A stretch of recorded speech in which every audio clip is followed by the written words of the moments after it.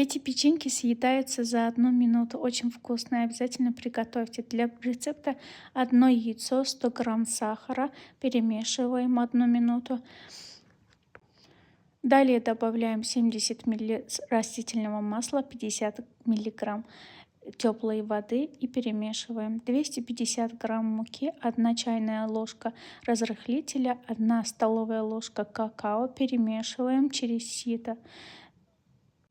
Просеиваем и замешиваем тесто. Из теста делаем маленькие шарики. В это время разогреваем духовку до 180 градусов и выпекаем в течение 20 минут.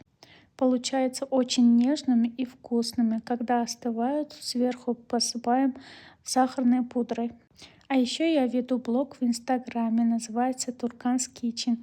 Делюсь там рецептами. Жду вас там. Пока-пока.